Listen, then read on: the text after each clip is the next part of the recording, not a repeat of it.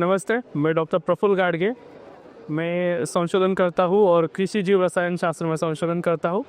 इसके अलावा कुछ बात आपसे करना चाहता हूँ कि किसान जैविक खादों का या कुछ बायोलॉजिकल सूक्ष्मजीवों का इस्तेमाल खेतों में क्यों करें?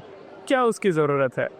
देखिए, हमारे बारे में भी अगर हम सोचें तो बस 60% खाना हम खुद हज़म कर सकते हैं। इसके अलावा बाकी का जो 40% होता है वो हज़म करने के लिए हमारी आंतों में जो सूक्ष्मजीव होता है उनकी ज़रूरत होती है। और अगर ये कम ज़्यादा हो गए तो फिर हमें पेट में दिक्कतें होती है, स्वभाव पर भी उसका असर गिरता है, शरीर की हेल्थ कमज़ोर होती है और अनेक परेशानियों का सामना कर पड़ता है। इसी तरह हमारे पौधों का भी है। जैसे अगर पेट में कुछ गड़बड़ है तो हम दही खा लेते हैं। दही में क्या होता है? जीवाणु होते हैं, लैक्टोबैसिलस नाम के, तो हमारा हाजमा ठीक करता है।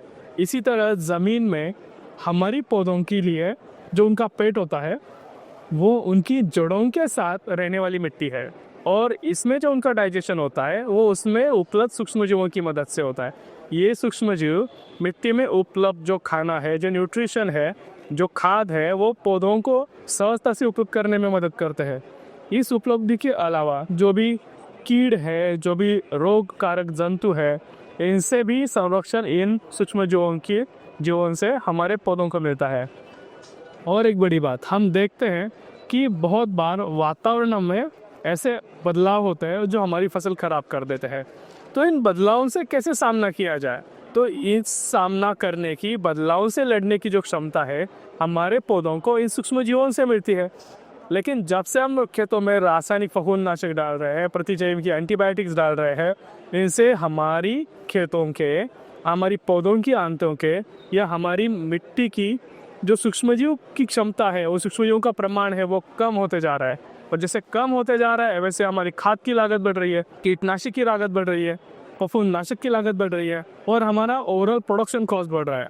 और ये करके भी वातावरणीय समस्याओं के खिलाफ हमारे पौधे टिक नहीं पा रहे।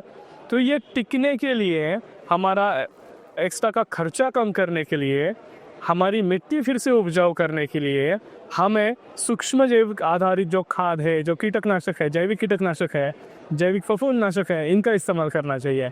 ये हमारी मिट्टी की उपजाऊ क्षमता बढ़ाते हैं, पेड़ों को सहजता से न्यूट्रिशन उपलब्ध करवाते हैं।